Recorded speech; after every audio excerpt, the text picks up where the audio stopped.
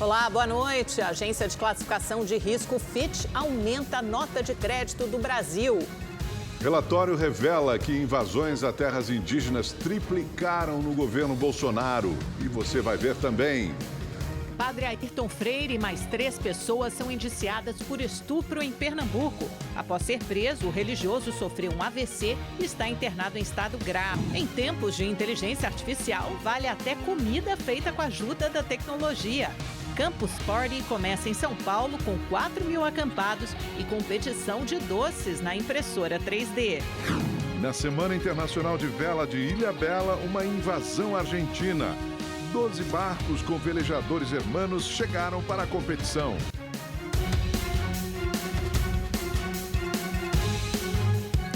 A Polícia Civil de Pernambuco indiciou o padre Ayrton Freire e mais 3 pessoas por estupro. O religioso é acusado de abusar e ordenar abusos sexuais contra pelo menos 4 mulheres e um homem. Ele está preso e internado em estado grave depois de sofrer um AVC.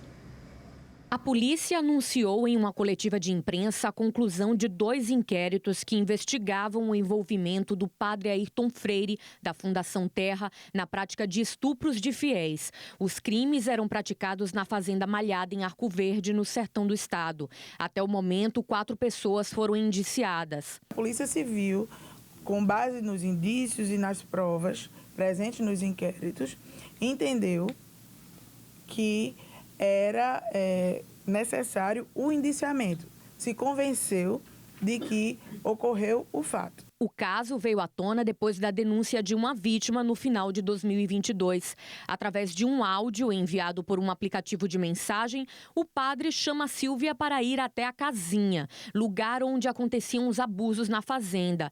Ele a chama de Princesinha, apelido carinhoso que tinha com a mulher, que chama o padre de meu padinho. Princesinha, às 6h30 da manhã estarei na casinha, tá certo? A vítima afirma ter sido estuprada pelo motorista da Fundação Terra, enquanto o padre se masturbava assistindo ao abuso. Jailson me deu uma gravata, botou a faca e disse, quieta. Aí, meu mundo caiu. Eu perguntei, padinho, eu vou morrer? Ele disse, não, se você cooperar, ninguém morre. Silvia conhecia o padre há 3 anos e meio e participava dos retiros espirituais organizados por ele. Das 4 pessoas indiciadas, 2 estão foragidas. Jailson Leonardo da Silva era motorista e Landelino Rodrigues da Costa Filho era fotógrafo do Instituto Servos de Deus e da Fundação Terra. Segundo a polícia, eles tiveram participação direta nos crimes. 5 inquéritos já foram instaurados e pessoas de outros estados têm procurado a Polícia Civil para fazer novas denúncias. Segundo a delegada Andresa Gregório, titular da Delegacia de Mulher de Afogados da Engazeira, os relatos das vítimas mostram semelhança na prática dos crimes. Elas relataram de uma forma detalhada, segura. São mulheres que não se conhecem, né? E um homem também. Não tem nenhum relacionamento entre eles. Detalham de forma emocionada, demonstra dor em relembrar todos esses fatos, né, que aconteceram e que não há nenhum indicativo de que possam estar inventando, fantasiando algo contra um homem que por elas, né, era tido como um homem santo. Padre Ayrton está preso preventivamente e foi internado em estado grave em um hospital privado do Recife após sofrer um AVC. A defesa do padre nega as acusações. Já a defesa de Jailson, o motorista, e Landelino, o fotógrafo, não se pronunciaram. Cerca de 90 detentos do Presídio de Segurança Máxima Antônio Amaro, em Rio Branco, no Acre, estão rebelados. 2 policiais penais são mantidos reféns. O motim começou no início da manhã, quando um policial penal foi feito refém. Os detentos conseguiram chegar a uma sala com vários armamentos e sequestraram mais um agente.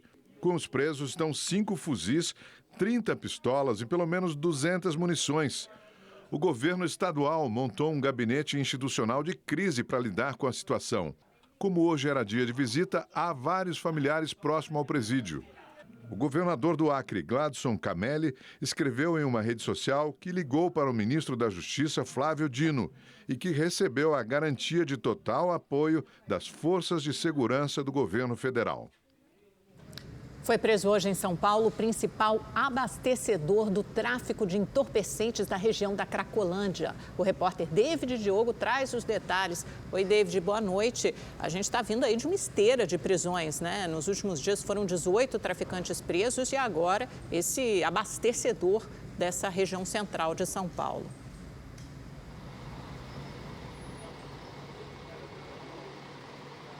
Exatamente, Amanda. Boa noite a você, ao Augusto e a todos que nos acompanham. Mardel Vidal da Silva foi preso hoje pela polícia no centro da capital paulista.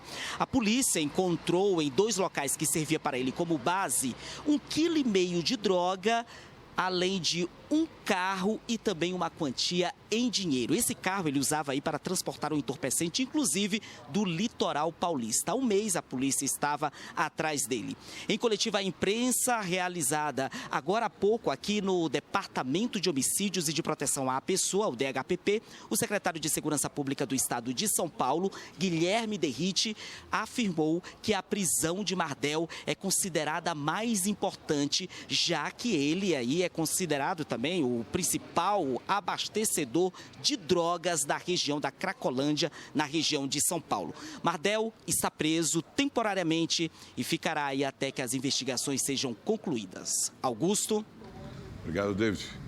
A Justiça concedeu um habeas corpus para Robson Rodrigo Francisco, o homem que teve mãos e pés amarrados por policiais militares na zona sul de São Paulo. Ele foi preso acusado de roubar alimentos e bebidas em um mercado. Segundo o advogado de defesa, Robson só deve ser libertado após a próxima audiência do caso, marcada para amanhã. Ele ainda responde pelos crimes de furto qualificado, resistência à prisão e corrupção de menor de idade.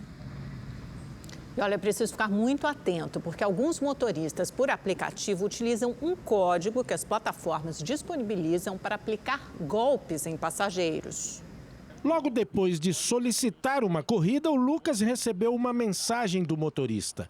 O pedido era para que ele digitasse os 4 números que a plataforma disponibiliza a fim de tornar a corrida mais segura. Tinha a prova da faculdade e fui pedir um Uber para chegar mais rápido em casa. Chamei normalmente, aí ele aceitou e me mandou uma mensagem falando, passa o código. Falei, que código? O que nunca tinha acontecido isso antes. Apareceu um código lá, falei, deve ter atualizado o aplicativo, sei lá, e passei. Aí, do nada, ele me manda uma mensagem falando que cheguei e eu procurava ele e não tava. Aí ele ficou mandando, cheguei, ele não tava lá, até que chegou uma hora que a viagem sumiu. Lucas tinha caído em um golpe, uma fraude que tem se tornado comum.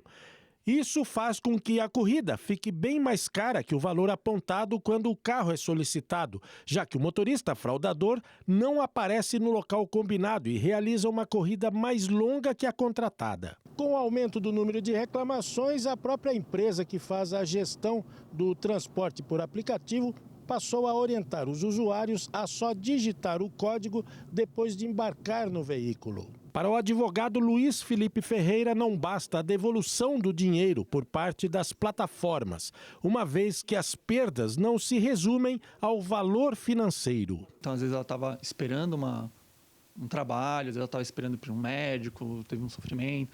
E você tem o que a gente chama em direito a perda de uma chance. Às vezes, imagina, ela está indo para um concurso público, está indo fazer um vestibular, ela contava com esse transporte e ela perde a entrada no concurso. Então, essa perda de uma chance pode também ser indenizada pelo judiciário. A Polícia do Rio de Janeiro e o Ministério Público fizeram hoje uma operação contra uma quadrilha que desviava combustível de oleodutos. As imagens mostram a quadrilha extraindo petróleo de um dos dutos da Transpetro em Quissamã, no interior do Rio de Janeiro. Os criminosos foram surpreendidos por funcionários de uma empresa terceirizada que chamaram a polícia. O caso aconteceu em 2019. Na época, 11 pessoas foram presas e quase 1.000 litros do óleo foram apreendidos, um prejuízo de R$300 mil. A partir daí, a polícia deu início às investigações para apurar como a organização especializada em perfurar oleodutos agia. Hoje, uma força-tarefa da Polícia Civil e do Ministério Público do Rio cumpriu 47 mandados de busca e apreensão no Rio de Janeiro, São Paulo, Paraná, Minas Gerais e Espírito Santo. 27 pessoas já foram identificadas. Segundo as investigações, empresários enviavam caminhões para serem abastecidos com o óleo furtado e forneciam notas fiscais para que o produto passasse por fiscalizações sem levantar suspeitas. É uma quadrilha bem estruturada. Eles tinham soldadores que já tinham trabalhado na Petrobras, tinham as pessoas que organizavam onde seriam os furtos, os trabalhadores que queriam executar, né, o pessoal do caminhão que ia trazer todos os caminhões tanques para levar o material. Um dos alvos da ação é o policial militar Anderson Cordeiro Machado, lotado em Macaé, no norte fluminense. Segundo as investigações, ele é apontado como o braço armado da quadrilha, responsável por informar quando o crime poderia ser executado com menos vigilância. Ele foi preso hoje administrativamente pela PM e teve o celular apreendido para análise. Além do dano patrimonial, esse tipo de furto oferece riscos à comunidade e ao meio ambiente. Existe um alto risco de vazamento. Aquele petróleo indo para o lençol freático, para o solo, a contaminação é imediata, é de grande valor econômico para recuperar aquela área degradada e, em termos de meio ambiente, pode ser um dano irreversível. Uma explosão em um secador de milho da cooperativa Cevale, em Palotina, no interior do Paraná, deixou ao menos 4 trabalhadores mortos, 4 feridos e mais de 20 desaparecidos. Moradores da região sentiram um estrondo a quilômetros de distância. A fumaça também pôde ser vista por toda a cidade. Equipes de bombeiros e a Defesa Civil de municípios vizinhos foram acionados para ajudar no resgate dos feridos e desaparecidos. O presidente Lula passou por um procedimento de emergência hoje em Brasília para diminuir as dores no quadril. A repórter Maria Ferreira tem as informações. Oi, Maria, boa noite. Essas dores têm sido crônicas, o presidente precisa de cirurgia, né? Ele está bem? É isso, Amanda. Ele está bem, sim. Boa noite para você, para o Augusto e a todos que nos acompanham. O presidente já se recupera aqui no Palácio da Alvorada desde o início dessa tarde, de onde ele já está despachando. O ministro da Secretaria de Comunicação da Presidência, Paulo Pimenta, falou agora há pouco com os jornalistas, disse que o presidente está bem, já teve reuniões e que ele continua despachando aqui do Alvorada, provavelmente até amanhã. Se tudo correr bem, continuar correndo bem de acordo com o que os médicos esperam, sexta-feira ele já volta a despachar a agenda normalmente do Palácio do Planalto. Esse procedimento foi feito hoje de manhã num hospital aqui de Brasília, foi no quadril direito do presidente. Segundo a assessoria da presidência, foi um procedimento minimamente invasivo para diminuir as dores na região da perna e do quadril direito também. Nesse último domingo, Lula fez uma infiltração em São Paulo, mas o quadril dele voltou a doer na segunda-feira. Como você disse, ele tem já questionado, reclamado várias vezes com frequência dessas dores no quadril e tem uma cirurgia prevista sim para outubro para tentar resolver de vez esse problema. Lula tem artrose na cabeça do fêmur, que é um desgaste na cartilagem que reveste as articulações.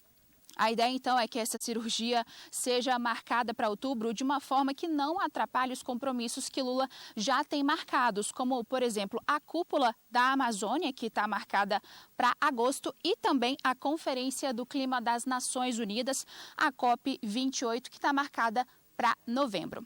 Eu volto com você. Obrigado, Maria. E o ministro da Secretaria de Comunicação, Paulo Pimenta, confirmou que o economista Márcio Pockmann será o novo presidente do IBGE, o Instituto Brasileiro de Geografia e Estatística. Pockmann foi presidente do IPEA, o Instituto de Pesquisas Especiais e Aplicadas, entre 2007 e 2012 e tem apoio do PT. O IBGE está sob direção de Simar Azeredo, ex-diretor de pesquisas, desde janeiro. A data da posse de Márcio Pockmann ainda não foi marcada. O presidente Lula e o ministro da Defesa, José Múcio Monteiro, fizeram várias trocas em cargos de liderança das Forças Armadas. O Diário Oficial desta quarta-feira traz uma série de nomeações em postos chaves e a promoção de 10 oficiais do Exército e da Marinha. Entre as mudanças está a troca do chefe do Estado-Maior do Comando Militar do Nordeste. Nomeado para esse cargo foi o general Luiz Duarte de Figueiredo Neto. Em Belo Horizonte, criadores de cavalos e apaixonados pela raça manga larga marchador participam de uma das exposições mais aguardadas do ano. São cavalos tipicamente brasileiros e que movimentam um mercado bilionário. Alguns cavalos recebem tratamento de atleta e outros de celebridade. É um shampoo especial, a gente passa citronela, Bright e vai cuidando bem do pelo para ficar bem lisinho, bonito. Essa é a maior exposição da América Latina dedicada à raça manga larga marchador. Estima-se que em torno de 30 bilhões de reais sejam movimentados pela cadeia produtiva dos equinos, da equinocultura no Brasil. E o manga larga marchador contribui com aproximadamente 31% desse total, ou seja, em torno de 9 bilhões de reais. O Brasil tem hoje o quarto maior rebanho de equinos do mundo. São cerca de 5 milhões e 500 mil animais, atrás apenas da China, México e Estados Unidos. O setor emprega mais de 3 milhões de pessoas. O Werlerson viaja o país treinando os cavalos. A gente passa a maior parte da vida da gente na estrada, entendeu, do que em casa. É igual mesmo a gente é de Brasília, certo? Já vai fazer uns 20 dias que a gente vem para Belo Horizonte. A raça manga larga marchador é tipicamente brasileira e uma das mais valiosas do mundo. Os animais chamam a atenção pelo porte elegante e podem custar de 5 mil a 15 milhões de reais. Por aqui, os eventos mais esperados são os concursos. 500 expositores de vários estados e mais de 1.000 cavalos da raça concorrem em diversas provas. A Arlequina levou o troféu de melhor égua do Brasil. A gente se dedica o ano todinho para chegar aqui, que é a Copa do Mundo do Cavalo. Ela foi campeã progênie, foi a melhor égua que representou a mãe dela nessa nacional. Edson é dono de um aras na Bahia e trouxe o potro Viking de Itapuã para sua primeira competição. O animal de 2 anos foi o campeão da categoria marcha picada. É um trabalho muito longo, ele vai desde da preparação para a gente escolher o cruzamento, né, entre a égua e o cavalo, imaginando sair um bom produto. E depois vem os cuidados ao nascimento, depois quando ele é potrinho, os cuidados de alimentação. E aí ele conquista o título máximo, então isso é muito bom. Começou hoje para o público em geral a Campus Party aqui em São Paulo. Essa é a 15ª edição do maior festival de tecnologia do mundo, que traz muitas novidades, como a gastronomia tecnológica. Já é a 10ª vez que o Victor vem para a Campus Party. Além de aprender muito, o evento serve para ele fazer contatos e conhecer amigos que só conversava virtualmente. A gente vem para ver o computador do pessoal que a gente conhece, para se conectar, para conversar. E esse ano está ainda melhor porque estamos no pós-pandemia, né? Então, é a melhor coisa possível. É um momento de festa, de unir todo mundo, que a gente só se falava por rede social, por WhatsApp. Então, trazer todo mundo para cá e se juntar tá melhor do que antes ainda. E se engana quem pensa que aqui só tem gente que trabalha com tecnologia. O Rodolfo é podólogo, mas ama construir computadores diferentes nas horas vagas. Esse aqui levou 8 meses para ficar pronto. A parte de eletrônica, a robótica veio desde novo, quando ganhava brinquedo de familiar, de pai e mãe, sempre desmontando o brinquedo para ver como funcionava. E daí veio surgindo como um hobby, né? É uma paixão. Ao todo, são esperados cerca de 100 mil visitantes nesses 6 dias de Campus Party. Desses, 4 mil ficam acampados nessas barracas. Essa é a primeira edição do Gustavo, que veio de Paracatu, no interior de Minas Gerais. A gente chegou ontem, né? Vim de caravana com a minha faculdade. Chegou ontem à tarde e vai ficar até o final. O evento conta com 3 palcos e cerca de 500 palestras. Entre os temas discutidos está a inteligência artificial. Qual a melhor forma de usar essa tecnologia e como ela tem impactado o mercado de trabalho? Além de falar de todas as pautas que estão relacionadas à tecnologia, inovação, empreendedorismo, games, que é uma grande tendência que vem seguindo no mundo. Todas essas pautas estão sendo discutidas na Campus Party. Uma das novidades da Campus Party deste ano é a Printer Chef, uma competição gastronômica em que os participantes devem criar pratos a partir de alimentos impressos nesta impressora 3D. Podem ser utilizados alimentos como doce de leite e pasta de brócolis. E depois de 10 minutos, o resultado é este aqui. Legal, porque eu acho que tecnologia é o nosso futuro e o futuro a gente tem que começar hoje. Além de ser uma técnica que pode ser muito mais saudável para os outros, vai ser o nosso futuro. A Campus Party tem ainda diversas arenas em que os competidores colocam seus protótipos para competirem nas mais diversas modalidades. Então agora eu estou mais tomando frente do projeto e esperar que dê bom de novo, né?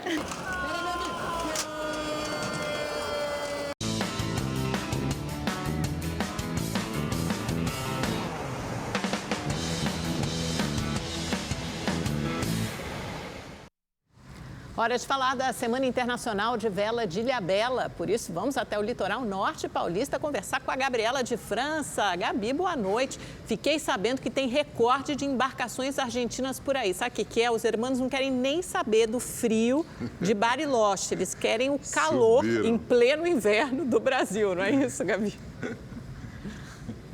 É isso mesmo, Amanda, Augusto. Boa noite para vocês. Ótima noite para você aí de casa. Tem toda a razão, viu, Amanda? Porque hoje, terceiro dia de regatas aqui em Ilhabela, foi um dia de muito sol, temperatura aí na casa dos 30 graus e tivemos ventos de média intensidade para alegria dos velejadores que se animaram bastante aí finalmente, né, com a entrada de vento aqui na ilha. Bom, hoje tivemos duas regatas Barla-Sota, que são provas que acontecem entre duas boias e com isso exigem mais manobras dos nossos velejadores, dos 132 veleiros inscritos aqui na 50ª edição, né, da Semana Internacional de Vela de Ilhabela. E é isso, como você disse, né? A gente fala muito desse evento, é o maior evento dessa modalidade na América Latina e por isso acaba atraindo velejadores e barcos de todos os cantos do Brasil e de fora do país também. E os argentinos compareceram em peso por aqui nessa edição. Já é a maior participação aí do país vizinho na história da Semana de Vela. E a Carol Nequirito, ela foi lá bater um papo com os nossos hermanos. Roda aí. Pelé ou Maradona? Pelé. Em meio a opiniões diferentes sobre o maior do mundo no futebol, um sotaque gringo está predominando em Ilhabela.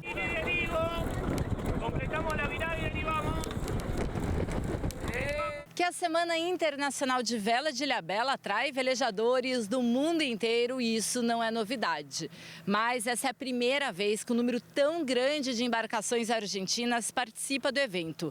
Neste ano são 12 barcos hermanos. O Santiago é um desses argentinos. Ele se deslocou até Ilhabela na companhia de 8 amigos para competir na Semana Internacional de Vela. Esta es la primera vez que venimos. Y aparte, bueno, estamos muy contentos de conocer el lugar. Vine no a bordo, sí contra brasileros. Esta es la primera vez Brasil y Argentina juntos en el mismo barco. Por aqui, eles encontraram o apoio de um anfitrião brasileiro, Ricardo, que já é veterano em Ilhabela e destaca tudo o que aprendeu velejando na companhia dos argentinos. A cultura náutica na Argentina é muito maior do que a nossa, né? Então você, quando está nos Yacht Clubs, em San Isidro e outros na Argentina, você vê que predomina muito mais os veleiros oceânicos lá e monotipos também do que no Brasil. Então eles têm uma cultura maior de navegação do que a nossa. As embarcações argentinas que participam da Semana Internacional de Vela de Ilhabela saíram de Buenos Aires e de Mar del Plata. A distância até o litoral norte paulista é de aproximadamente 1.100 milhas náuticas, ou seja, mais de 2.000 quilômetros. A viagem dura em média 6 dias. Essa dobradinha entre Brasil e Argentina continua até o próximo domingo, quando os velejadores se despedem da 50ª Semana Internacional de Vela de Ilhabela.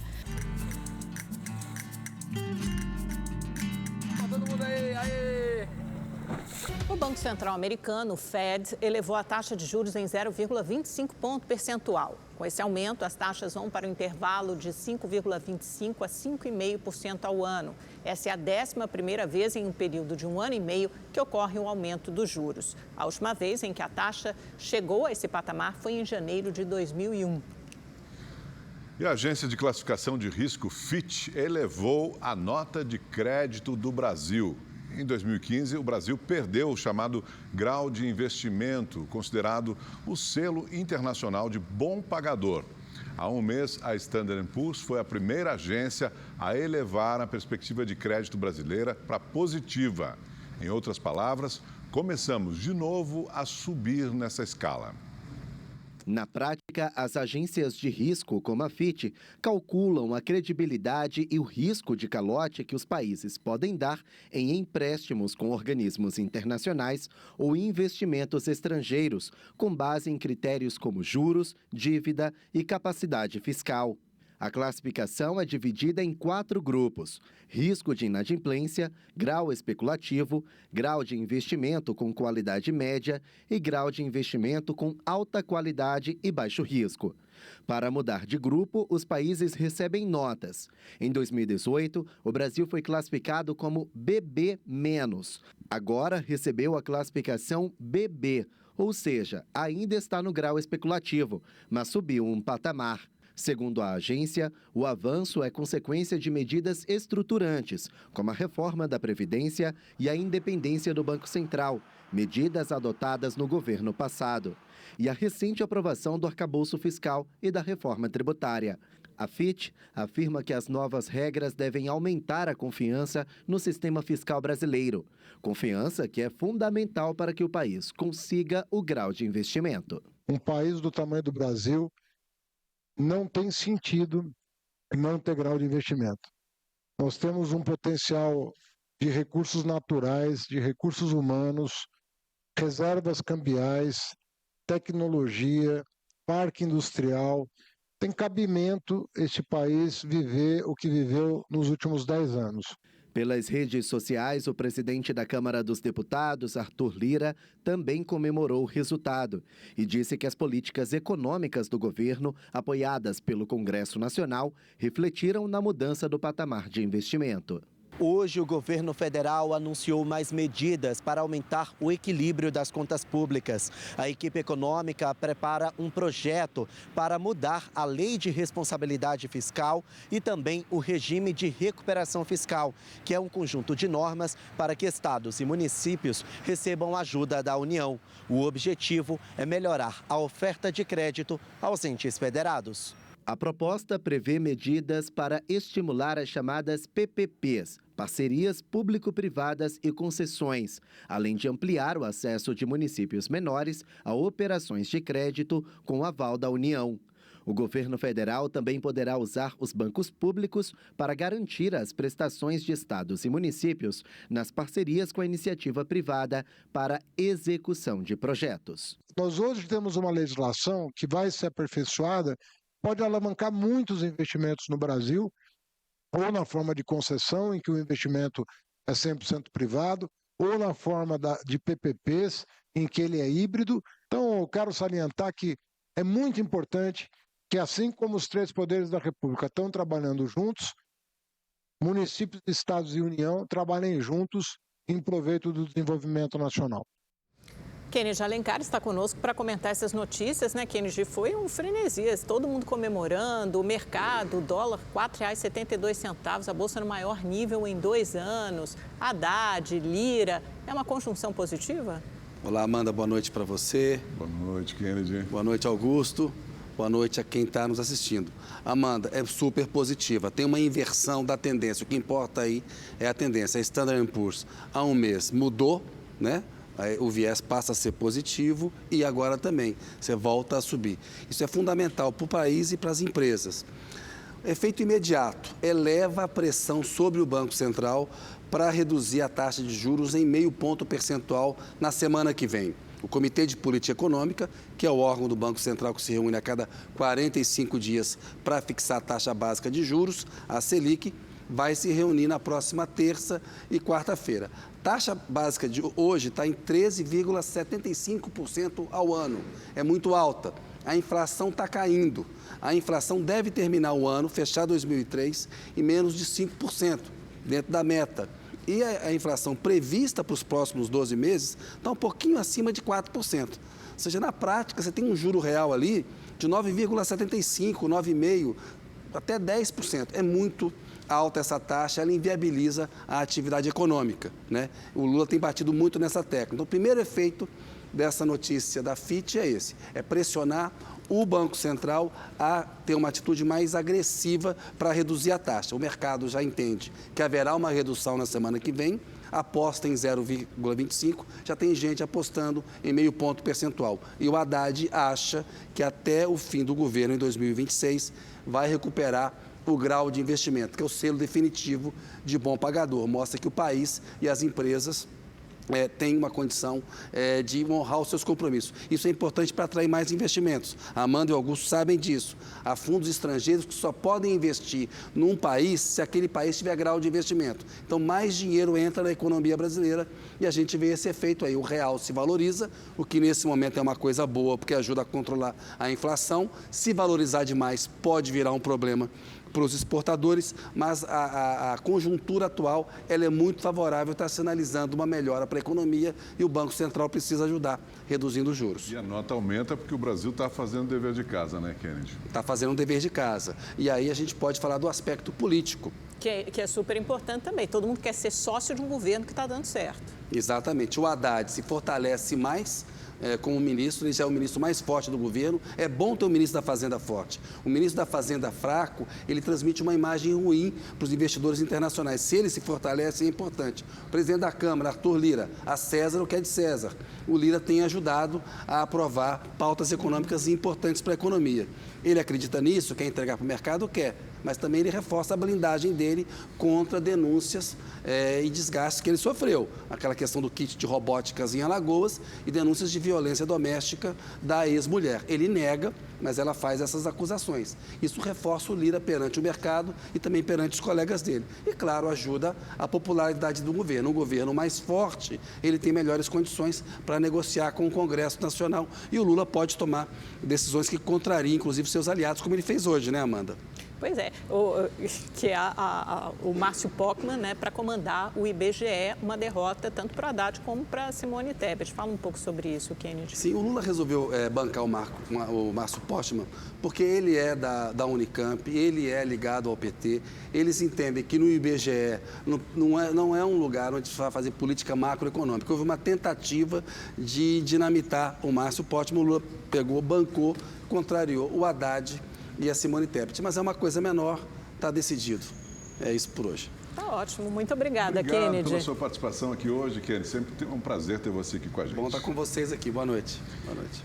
E o Rede TV News fica por aqui. Uma ótima noite para você. Te esperamos amanhã. Uma boa noite. Até lá, 7h20 da noite, sempre aqui no Rede TV News.